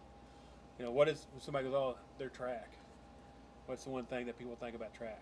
Probably that like you're just born fast, or like you just born into being a good track athlete or not really understanding how much practice it takes, and that it's almost more technique than it is just speed alone. That's a good answer. Let me ask you, and you can go ahead. I agree with Alex. I was gonna say people just think track's all about running when it's really not. I promise you, someone fast can't just come run hurdles. It's all technique. I feel like it's a lot more. People don't think it is. They think it's all technique. It's more mental, because you usually beat yourself up a lot because you can't get a time or something. But if you don't, if like saying running the 800, 400, I ran the 400. Let me tell you, I'm never gonna do it again. But it's a lot of mental. It's bad. Makes you want to cry. I don't know. I would kind of just say that a lot of people don't really focus on track as much. Like, it's not one of the more important sports, I guess. Yeah, but that's it's, what I was thinking. It's not that Friday Night Lights kind of deal where you don't get any respect at all. And the people don't know it. They don't understand track meets. Yeah, and it's just you still have to put in as much work as other sports and stuff too, and training. What advice would you give to a younger athlete who's just starting into track, or just getting into sports itself? What advice would you give younger athletes now that you're older and you've been through years of sports and stuff? Learn as much as possible. Don't kill yourself and like expect to run this great time early, but try to learn, like watch YouTube or just develop yourself into a good technician and understand what your race is. Because if you're good at that, then you're going to become fast. It's a commitment, especially track. I think if you know you're not the best, I feel like you should always practice like you want to be the best, in my opinion. I would say always practice with someone faster, run with someone better, because running with someone slower, that's not going to get you nowhere. Running with someone faster pushes you to be better. It's more competitive. Always be competitive. Yeah, I would say even if you start out like your freshman year, middle school, or whatever, and you're not very good, you can just work on it and focus on that, and you can still get good at it later on. What has track taught you about yourself? Like the success is you. So it's like with football, especially as a receiver, like no matter how much practice I put in, I can only do so much because there's so many things. Like quarterback has to throw a good ball, the line has to block. There's only so much I can do. But with track, it's all practice. Like you should practice 30 times harder than you should run. And so it just showed me that practice is more important than the actual meet. I don't really know. I mean, you can say pass and we'll go on. You don't have to answer every question now. I don't know. It's Say y'all have done really Yes, good it's a answering test. Don't everything. y'all making 100. It's I can't like I don't see anything from myself, if that makes sense. Like now I feel like if you could ask one of my coaches like what they think it makes me out of, but I think me playing more sports is better for me. It gets me away from trouble, and I'm not a troublemaker, but I'm just saying, like, I feel like it keeps me away from all that stuff. It makes me focus on something. I feel like it makes me a better worker in and out of sports, in school, and everything like that. I feel like everything that you do in the off season, like eating, working out, even if you're lounging around, it benefits you on season. I feel like I work out all year round, and I feel like it helps me a lot during season. I would say it just really helps you like commit to it and just really focus on it and work harder to try to get better. Like what Haley said about all of the off season working out, and you still have to keep doing all this stuff, and it just like teaches you to stay focused on it. So these next three are just for the hurdlers. What's harder, speed or technique? Putting it together. There, yeah, I'll take that. Yeah, I would say that, and Because you need both. yeah, you do need both, but like I'm not the fastest person out there, but I've got my technique pretty good, so I can really do that. And It cuts and then down on a lot of things to where yeah, speed and then becomes. some people are faster but don't have Yeah. as good technique, and it just What's the most common mistake people make when learning how to jump hurdles? You said it right there, jumping them. Everyone just wants to jump over them. You put it in your stride. So like, basically, in some of our warm-ups we don't even go over the hurdle, we run through it. So like, a lot of people just want to go out there. Wyatt Napier, he always wanted to try hurdles. First thing I saw him do, he jumped. Well, that's the highest I've ever seen him jump. But he actually wasn't. He's just not that fast. But his form wasn't terrible. But it's just, I don't know. People just, like I said, people just want to go over there and jump over him. But it's not that at all. yeah, like you're supposed to just like run through it. Like you're not supposed to be able to just stop and think about like jumping it. Your goal is just to get over as fast as you can and just try to stay low and not really break your stride in running. Let me see. What's the worst, in your opinion? What's worse, clipping the hurdle early or clipping it late? Clipping it late, especially in the 300, because, matter of fact, I fell again at Greenwood racing this guy, and it was the best race. That probably would have been my best race. I don't know if you remember Coach Smitty. It was this dude. He was number one in Kentucky, but it was his first race back, and we were head to head. And then when you're losing that stamina at the end, I clipped a hurdle and I fell. Still got second, but I fell, and it sucks. So do you feel? Zoe, go ahead and answer that. Which one do you, beginning or end? I would also say the end. So do you feel if you clipped a hurdle early, say your first hurdle, you have time to regain your Yes, technique and because form and I mean, make up some stuff? The first hurdle is your fastest hurdle.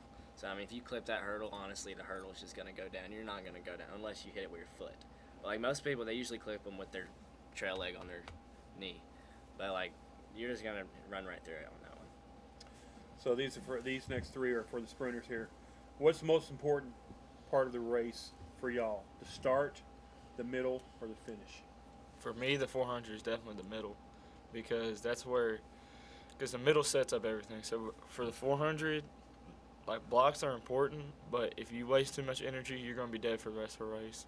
But like you can also have time to regain. But the middle, that back stretch, if you go all out, you're not gonna be able to finish the next 200. You're just gonna die. So the middle is, for me, you have to stride, but not stride too slow where everybody's catching you.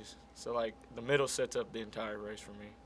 I feel like it's the start, how you come out the blocks, staying low, and in the middle you're real tight, your ear to pocket, and then the end you're kind of letting loose and just striding it out. In the run to 400, you just need your head examined.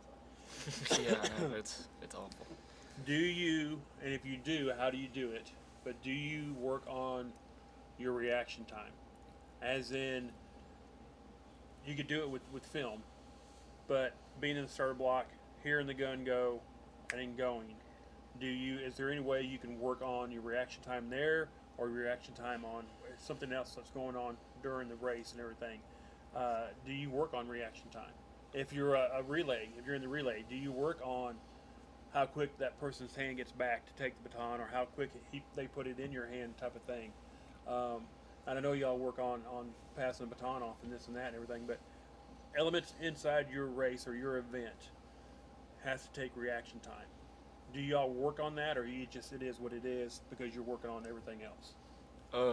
Everybody I feel like works on reaction time. There's this thing that like all track sprinters do is when like a race is going on, everybody kind of like puts their head down and envisions themselves in the blocks and kind of like try to get out as fast as possible. So I feel like that's what most people do. But for me, reaction time isn't as important as it is for other races because you still have 300 meters later to catch up to. Reaction time for me is very important in the 4x1 and the 100. Before I go on the track for the 100, and I will have mini heats before me, I'll sit there and they'll say ready, set, and when they blow, I'll do my get out the blocks or something. And for the 4x1, reaction time for the baton pass, when the baton hits your hand, it's all about, like I run the curb, it's all about taking that curb and absolutely putting your all into it. It's very important to just, your reaction has to be there. What is, and that leads me into the next question, what is harder, in your opinion, running straight on the straightaway or running the curve, and why?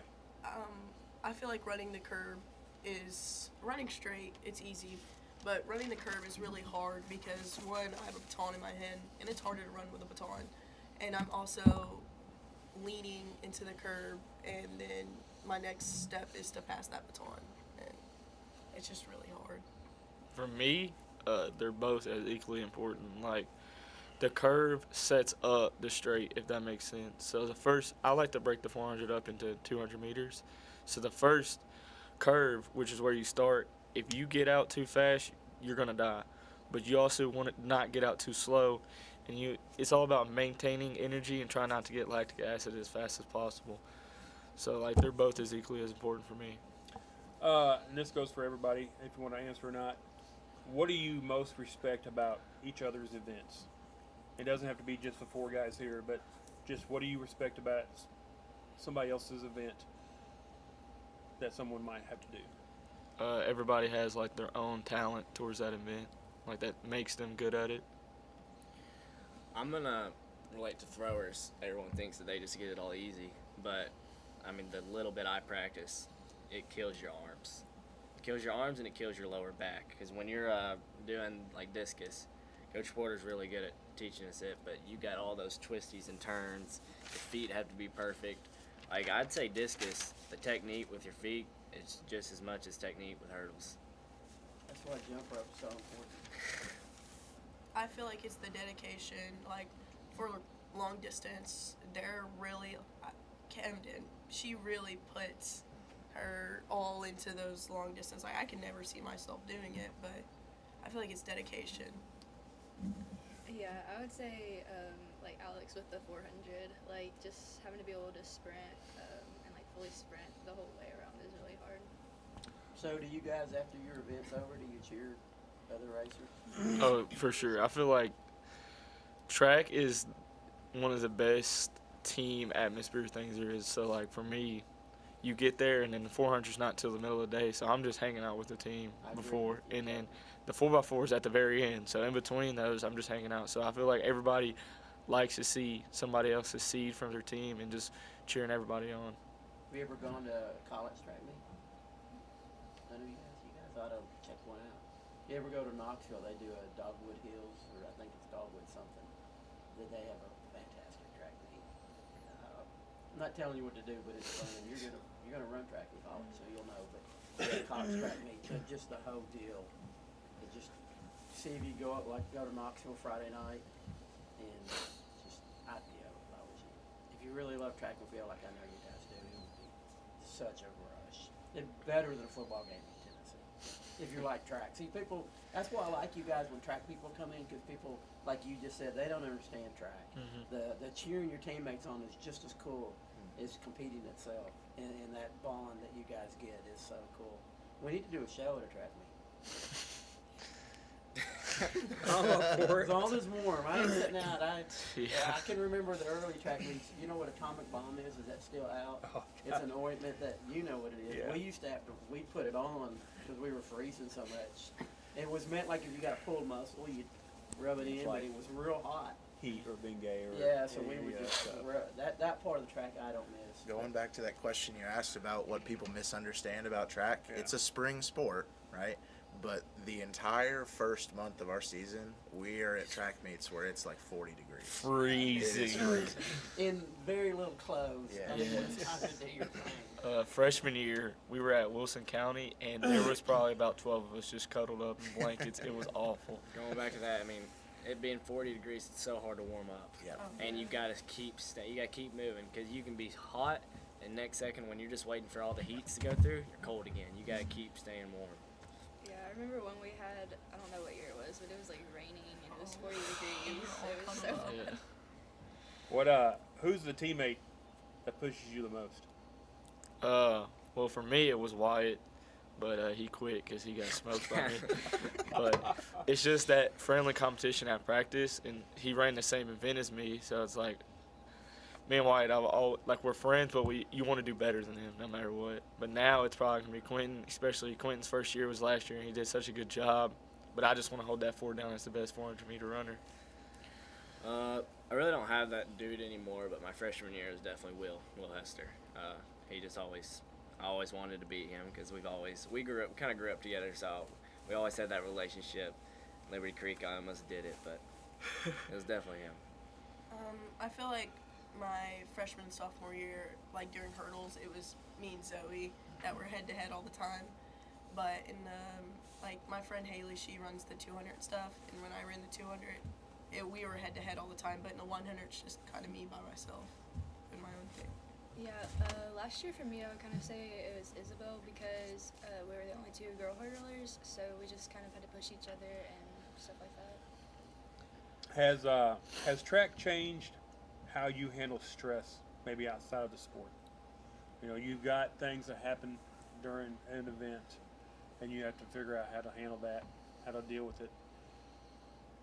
Not so much as track itself, but maybe just playing a sport. Has playing a sport helped you handle stress outside of playing that sport? You come up, you got something going on in your life, school, family, whatever it may be, social life. You know, you've dealt with stress because of the sports that you play. Has that helped you deal with stress outside of or away from sports? Absolutely. I actually have a key example. Last year, we ran the 4x2 at Green Hill, I believe, and we were running, and we were like neck and neck with first place, and I was handing the baton off to Rubio for the last 200, and the other team actually bumped into Rubio and made him drop it, and there was nothing we could do about it. We got DQ'd, and the other team got DQ'd, but it was like we were running such a good time. Like if we would have qualified right then and there, and like, I was kind of upset, but luckily we had another meet that we could run, and we still qualified, so it kind of just showed me, like, just even if something goes wrong but you still have another chance later to fix it, just take the best advantage of it as you can. I think it helps me a lot too, how Alex went back to a track meet, like the Greenwood track meet. I fell, and people don't realize that what stress does is that thing right there, it stressed me out so much, but then I can go back and think that other stuff stressed me out. I was like, that other stuff doesn't even compare to this, so I just let stuff go, and I put it in the past, and it just doesn't bother me anymore.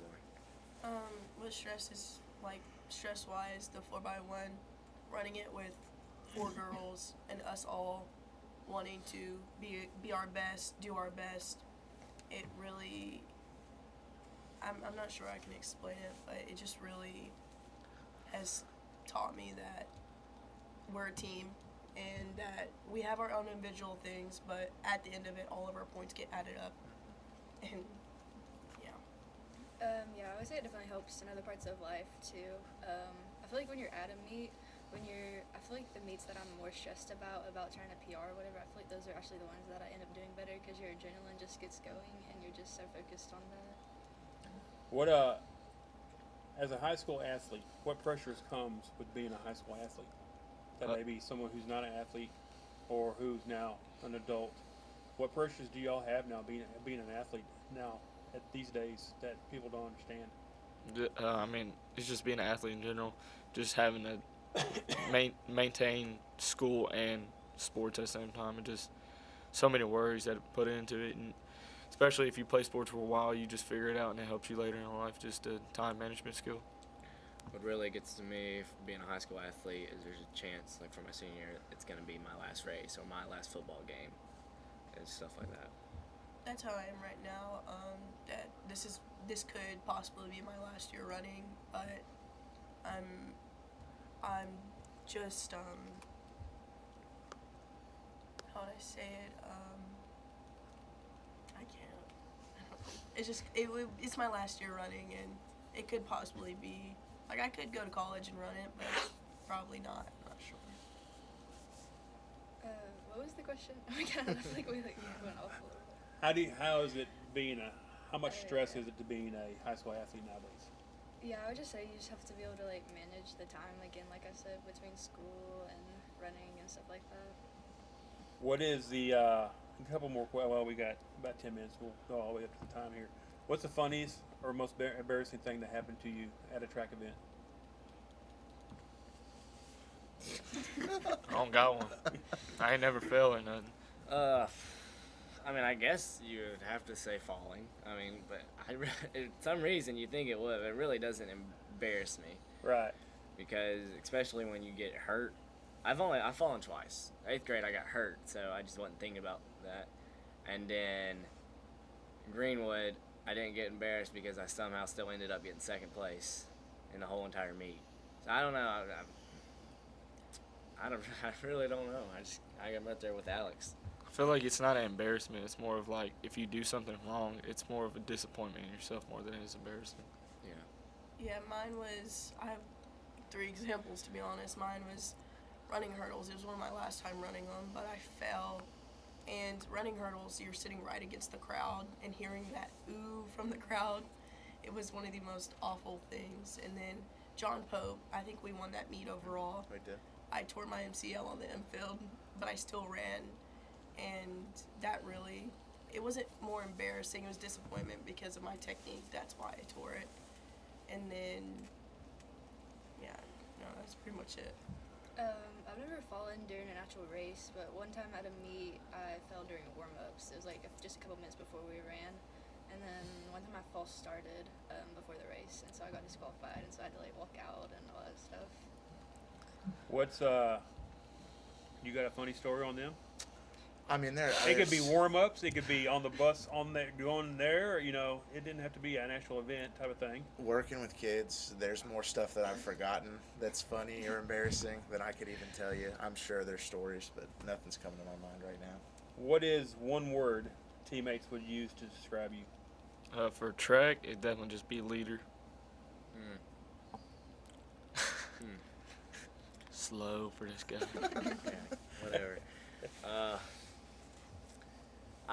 Some people call me irritating, especially RJ. I gave him a hard time the other day.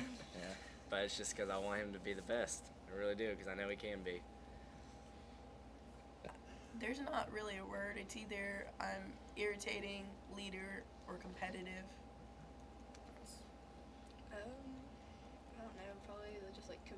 it, I guess. Quiet. There you go. So, last serious question before we get into some other ones. How do you want to be remembered, as a teammate or as an athlete? Just the guy who did it right. Like, he learned from his mistakes and always did as best as he could. For sure a hard worker. Dedicated. I would just say, like, definitely, like, being friendly to everybody and just helping everybody out and just being committed to it and doing your best. So, get into some questions that we normally ask people. What's your favorite subject in school? Math. It used to be math, but I realized I wasn't that good at it. Probably history. I really enjoy that. Economics, right? I like economics because you're my teacher and my coach, but mine's probably English. Mine's history. What was yours in school? Mine was history. Coach Thayer? In school? Yeah. Practice. No, I was a big ag person, and I did math. I was good at math. Not English. I hated English. I still hate it.